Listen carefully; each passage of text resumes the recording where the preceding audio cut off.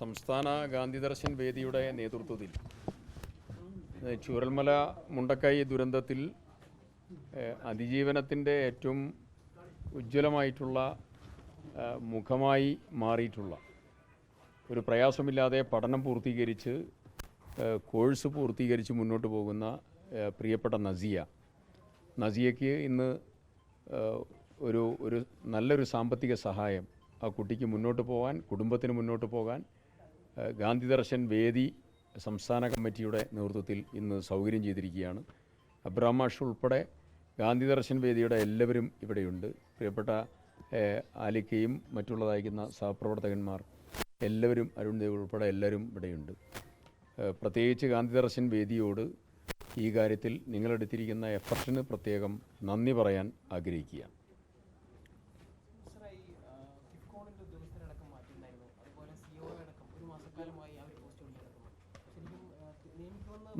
നാളെ കാലത്ത് 9 മണിക്ക് ടൗൺഷിപ്പും സാസ്കി പദ്ധതികളുടെയും അവലോകനം വിളിച്ചിട്ടുണ്ട്. ഇന്നലെ ഇതുമായി ബന്ധപ്പെട്ടതായ എല്ലാ ഏകോപനവും മന്ത്രി എന്ന രീതിയിൽ ഇതുമായി ബന്ധപ്പെട്ട എല്ലാ ഏകോപനവും നടത്തിയിട്ടുണ്ട്. ഒരു ടെൻഷനും മറക്കേണ്ട കാര്യത്തിൽ ഇല്ലാതെ മുന്നോട്ട് പോകാനുള്ള നടപടികൾ ക്രമീകരിച്ചിട്ടുണ്ട്. അതിൽ ചില ഉദ്യോഗസ്ഥന്മാരെ ഇവിടെ നിന്ന് കിഫ്കോണിൻ്റെ ഉദ്യോഗസ്ഥന്മാരെ അവർ കിഫ്കോണിൻ്റെ ഉദ്യോഗസ്ഥന്മാർ ആയിട്ടാണ് വന്നതെങ്കിലും കിഫ്ബിയുടെ ഉദ്യോഗസ്ഥന്മാരാണ് അവർക്ക് ശമ്പളം കൊടുക്കുന്നത് കിഫ്കോണാണ് എന്നുള്ളതാണ് അതിലൊരു കാര്യം. ഏറിയ പങ്ക് ഉദ്യോഗസ്ഥന്മാരും കിഫ്ബിയുടെ ഉദ്യോഗസ്ഥന്മാരാണ്. അപ്പോൾ അവരെ കിഫ്ബി അങ്ങ് വിഡ്രോ ചെയ്തു. ഞങ്ങൾ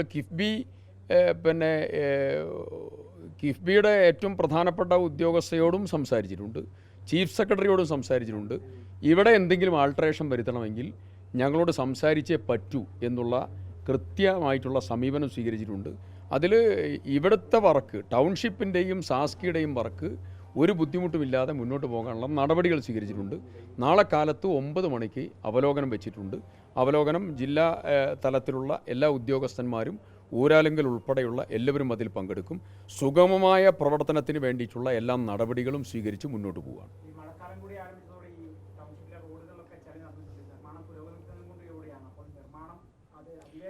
അത് നേരത്തെ ടൗൺഷിപ്പ് നിർമ്മാണത്തിൽ മണ്ണ് ഏത് രീതിയിൽ ക്രമീകരിക്കണം എന്നുള്ളതിൻ്റെ ഒരു മാനേജ്മെൻ്റ് ഇല്ലാതെ മണ്ണ് കൈകാര്യം ചെയ്താണ് അതിൻ്റെ പ്രശ്നം. നേരത്തെ ഒരു മഴ പെയ്തപ്പോൾ അർദ്ധരാത്രിയിൽ നമ്മളൊക്കെ ഇവിടെ നേരത്തെ താമസിച്ച ആളുകളുടെ വീടുകളിലേക്കൊക്കെ ഓടിപ്പോകേണ്ട സാഹചര്യമുണ്ട്. നിങ്ങൾക്ക് എല്ലാവർക്കും അറിയാം. അത് കഴിഞ്ഞ് ഒരു അടിയന്തര മീറ്റിംഗ് നമ്മൾ ചേർന്നു. കലക്ടറോട് മീറ്റിംഗ് വിളിക്കാൻ ആവശ്യപ്പെട്ടു. മീറ്റിംഗ് വിളിച്ചു. അതിൻ്റെ ഒരു മാനേജ്മെൻറ്റ് നടത്തി മുന്നോട്ട് പോവുകയാണ്.